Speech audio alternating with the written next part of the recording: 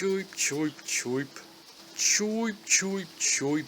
It drives up walls! So go get your suit and your sunglasses, it's time for your Men in Black moment. To start with, just a warning, this game can cause massive eye itch and maybe even some motion sickness. And I'm not even sure if the bright lights flitting by at speed can be dangerous for those with epilepsy. Once again, not a doctor, but please be especially careful watching this video. Welcome to the future. People race across planets in vehicles specially designed to adhere to surfaces and drive upside down at speeds of around 500 kilometers per hour. Sometimes you drive even faster. Are these vehicles being controlled remotely? Because how would a driver be able to survive all this G? Well, at least the cars look like contenders for the new hottest toy. No top, no bottom, and they're supposed to be pushed along walls. In this game, up and down are really suggestions at times, with how quickly you can transition from surface, combined with just how surprisingly quickly your brain can adjust to all this. Full disclosure, I've never played F-Zero, never really played Wipeout, Trackmania, or Roll Cage, the game I've recently heard this game is probably a spiritual successor of, or something along those lines, but I believe they're very similar to Grip, and thus I don't know how they compare. But what I do know is that its speed is blistering, and that you defy gravity so often that what would usually be an accidental end or a respawn in other racers can turn into an epic I meant to do that. It can do barrel rolls. Although I find that releasing throttle and applying air control is rarely preferable to speeding on through, let alone doing tricks. Maybe that fills up your boost like in some kart racers. It's more kart racer than anything else after all. But it's kind of hard to tell because a lot of stuff fills it up. Just driving fast, for instance. Perhaps that just gives more opportunities to use the boost, I don't know. Talking of kart racing, the cars have weapons. Recognizable ones with a generic sci-fi appearance. But there are differences. Most of the weapons require lock-ons, and the minigun is a more violent addition than usual here.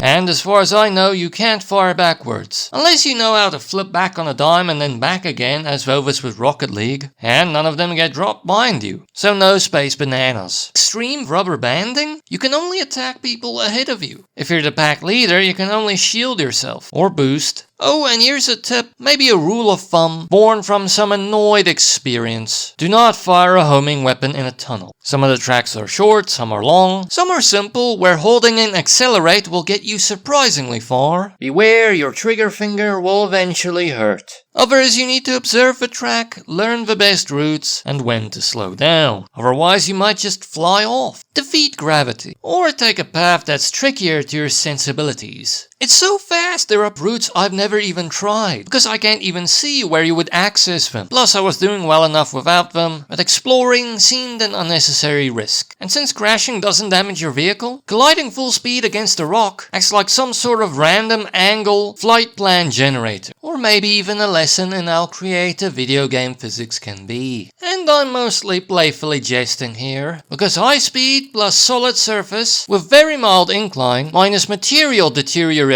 can equal fun. Sometimes. On occasion though, you can replicate the results. It gets so much air, and it jumps too. I didn't use it much, but it has its uses. Lovely and intense racing. Mistakes are punished hard when they don't accidentally reward you. But at least the game's campaign doesn't have medals. It's very reserved in its expectations. Every tier you have to place in a better position. So you have to make it through a ton of events before you even have to place third. And those events are tournaments. Or at least most. Meaning you only need to average it, and your AI opponents aren't even enough in performance for it to push the odds in your favor even more. So you don't really get frustrated until the final tiers, and the harder levels and faster speeds. And predictably, this racing game has no story. So racing meat, that's only really difficult if you play online against pros. I tested it, it doesn't seem that active. A very short online test, mind you. The only distractions are battle arena and ultimate race levels, as well as some Carkour, but I didn't dabble in that much. As said, no medals, and it's not part of the campaign, but it's there if you want it, just a thing saying that you completed it. So maybe the multiplayer is a more prominent reason to buy this game. It does allow split screen, and it seemed to work fine on remote play together. If we did mostly drive past the cars we had to shoot, but unfortunately it isn't really controller flexible. Less official types don't work, but my Xbox controller worked, but it shared first player status with the keyboard. And I don't think there's an in-game option to change that. So you need at least 2 controllers to actually play 2-player. But there may be a bit of a workaround in that you can use an unofficial controller that only gets detected, but you can't really define the keys in-game. You can plug it in so that shares player 1 status with the keyboard, and the more official type of controller becomes player 2, so that you can play 2-player keyboard and controller. A bit of a faff, but an option. Visually the game is a bit mixed, I suppose. Looks pretty and some of the tracks make the most out of being in space. Can look great, but all that concrete-like grimy track and tunneling, city tracks fully covered with grey roads, can look grungy, and the more barren ice and desert tracks can look plain, especially compared to kart racers. Featureless stretches with rocks on the side for decoration, but sometimes that can look pretty. There are some dynamic elements, however, such as large set pieces that start moving around on the track, but I don't know how they trigger. With weapon attacks maybe? And I don't think that many maps have them. Usually it's just this one that I can think of. I never purposefully triggered any of them. So maybe it was the AI? I don't know. But at the very least, this probably does make a point that it can't be a big draw since it's so uncommon. And why waste a missile on something like that? And as mentioned, the cars are designed as something they imagine would be able to drive like this. So you definitely don't get pretty variety of touring cars. But you can select from a few options and customize them with paint, tires and wheels, very big wheels, perhaps more proof of the online focus. As for musically, it does sound good enough, mostly drum and bass stuff I believe instead of a straight up sci-fi fest.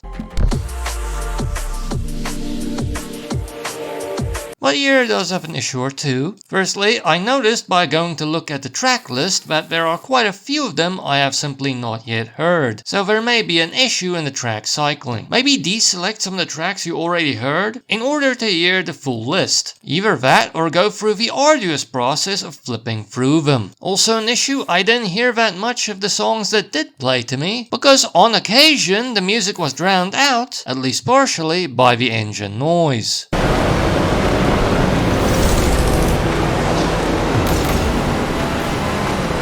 It took me 15 hours to complete the campaign, with a little bit of same screen multiplayer. And the game is cheap on Steam, 175 Rand full price, 26 Rand 25 on sale. That's 1 Rand 75 per hour of gameplay, which is quite good, and that's without Carkour really, or online multiplayer. Very little same screen. But to download it is a bit of an ask, as it takes up 11.36 gigabytes on the hard drive. And I didn't even try it on the Warhorse. I'm pretty sure it would plunge full speed into a chasm. And stereotypically I think it's kid-friendly. I don't think I saw anything objectionable in it anyway. Cars blow up, sure, but I don't think you ever see a person. But it can possibly give you some eye itch or maybe even motion sickness. So maybe be on the lookout for that. And supposedly there are people out there who can survive this experience in VR. And as mentioned, the game does have split screen multiplayer, but unfortunately it's not that controller flexible, but remote play together works fine, or at the very least did for me. This game is fast, very fast. Threats come up fast, and thus it can be easy to ignore some routes because of the risk. Maybe ultimately that's why I couldn't figure out the dynamic elements. The gripping mechanics are excellent. Are you able to transition so seamlessly from floor to roof to wall? Impressive, especially at speed. Sure, the gripping mechanic and the speed in conjunction with one another results in a lot of flying cars, but sometimes that helps. Plus it can be fun to look at them go. The game has decent power-ups. Extreme rubber banding, only look forward. Plus there's more ordnance here, so it feels very satisfying. Ballistic minigun and blowing people up. If the weapons are a bit generic. There's nice variation in track structure. Some have many transitions, some have a lot of flat land. Comparatively, others have more ramps. Then add to that all the different settings. It's nice. On the maybe side, no story but no surprise there. It has a very calm campaign, I like the lack of frustration, but others won't. If you're looking for a challenge, most of it will be found in multiplayer. Later that same night, I tested again, searching for an online match, and I found one. So maybe you'll be able to make do? Also, there's very little distraction from racing. Maybe Ultimate Race and Arena levels will do. Otherwise, the solution to those two possible elements may both be found in going into Carkour. But unfortunately, it is not integrated into the campaign itself. Also, the visuals are a mixed bag. Good graphically, some tracks look great. Others have a lot of grungy grey track and barren plains, where the gravity-defying roads are the most striking element. The vehicles also look a bit generic sci-fi, but they are pretty customizable. But yeah, the overall shape will stay the same. And I'm gonna add it here again as a maybe. This game is really fast. And on the fastest level, it is punishing. And failure will probably result in losing many positions, because your opponents are traveling quite fast as well. And on the con side, the music. A lot of times it will get drowned out by the engine noise. Maybe you can fiddle around with the sound settings, lower the car noise.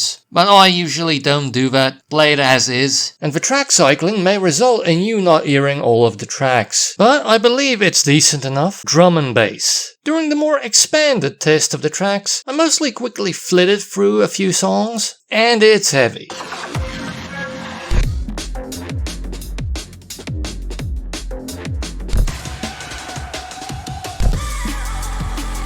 And I'll also double up on this one and put it as a con. The dynamic elements rarely trigger. But as mentioned, maybe it's because I didn't really look for a way to do so. But still, it feels quite out of the way. Too risky for these speeds. And I don't know what use there would be. I can't remember anyone crashing into this stuff. Well, in all fairness, it's been a while since I've truly played this game. Maybe it takes out a car or two? Come on, play it. Embrace the speed. And see how your tires start looking like those vacuum cleaner brush attachments.